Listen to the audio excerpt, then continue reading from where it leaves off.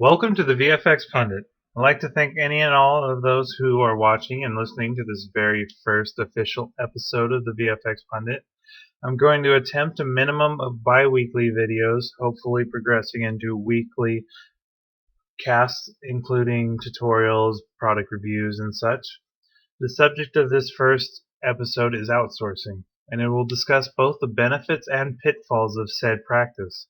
Outsourcing is defined as the method where a company contracts a project or need for service to a persons, or organization outside their immediate company or corporation.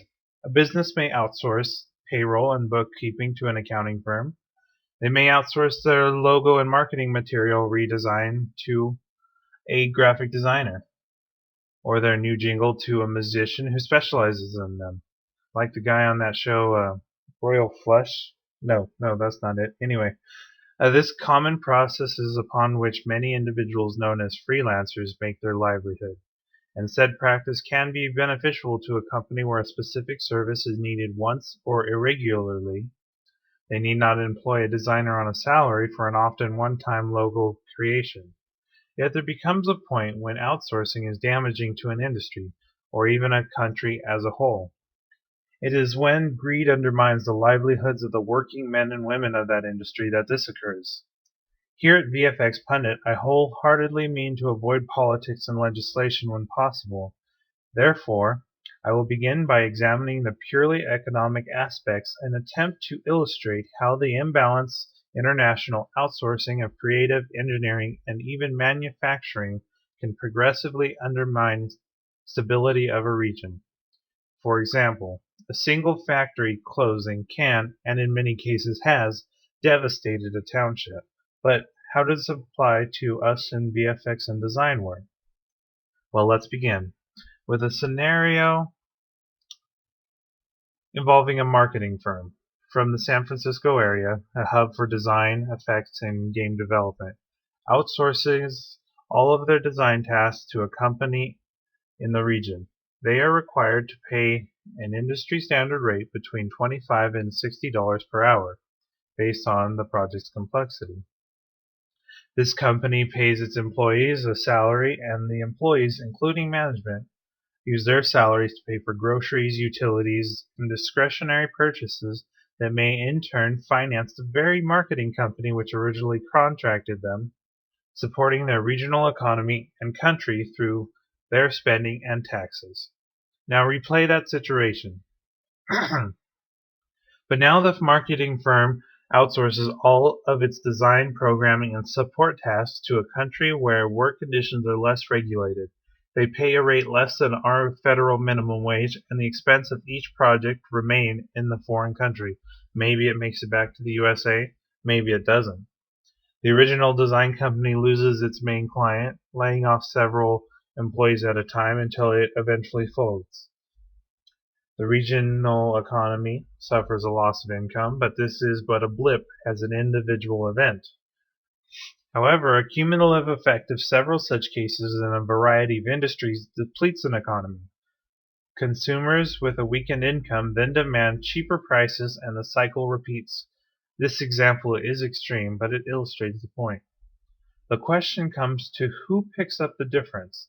The answer is often executives. Sadly, in today's corporate environment, an executive board member may never have worked in a day in the industry of the company which they chair. Profits can become the single most important object at the expense of the people whom labor for the company. An example of this is Digital Domain's previous CEO, John Texter, who never worked a day as a VFX artist. There has even been speculation that Texter ran D&D into the ground for his own financial gain, but that's a topic for a later show. VFX Pundit isn't interested in vilifying the rich. Rich does not necessarily mean bad.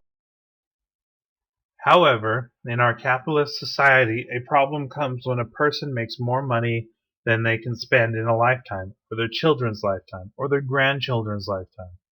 When it's at the expense of the working class, it's despicable. Artists which spent years of training in their particular skill area are forced to compete with labor not subject to expenses that apply in a more developed country as a corporate head further pads the bottom line. Perhaps these statements and views appear selfish in a global society, but I disagree. An Indian who comes to the US, trains for years, and takes my job because they worked harder than I did, that does not bother me in the slightest. One that has literally no training or little training, works for less than a quarter than I can afford to live on for simple basics, that does. This is not a cry for Buy American, as many other developed countries are suffering the same effects.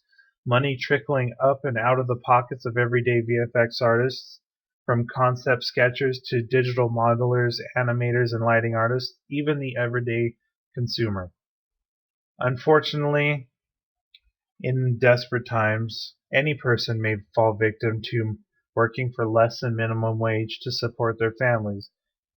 It would require worldwide intervention. All artists must demand a reasonable wage for their work for a positive outcome. Now, this does not mean to let greed seep into our own minds and to demand exorbitant rates so that companies have further reason to outsource. Freelancing sites such as guru.com are often plastered with projects asking for days to weeks worth of labor for less than $250. One way to quell the abuse of such sites may be to require them to meet minimum wage laws enacted in either the client, laborers, or site's home country.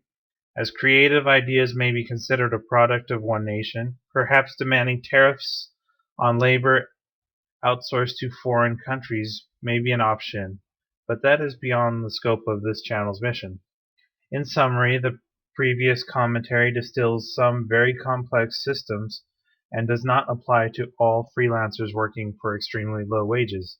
Some companies were forced to find cheaper labor to compete with those whom first began the practice, but thankfully, the manufacturing aspect of outsourcing to places such as China is slowly becoming less unequal. Bettering conditions, increasing wages, and other expenses are leveling the field. Maybe soon those artists who are losing income due to their cheaper, less productive, and lesser educated counterparts will experience a similar leveling effect. And those foreign workers who have trained but still do this cheaper work will demand they be compensated fairly for their labor. And that will conclude this episode. Remember, while VFX Pundit's mission is to provide facts-based commentary, it is still commentary and contains opinions and views that are my own. If you have more information regarding today's topic, such as specific statistics, I'd like to revisit this at a later date. Thank you for your time, and don't forget to like and subscribe.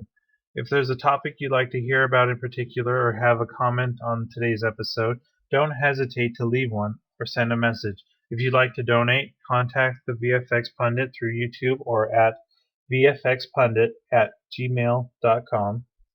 Before I end today, I'd like to tell the listeners all my videos and tutorials will be scripted, so no stumbling with ums. I spend a lot of time writing and rewriting for flow, and hopefully everyone appreciates the work that goes into the content on this channel. And in the future I plan to include motion graphics and other bits of polish once I can afford to devote more time to each episode. Until next week, maybe, the VFX Pundit signing off.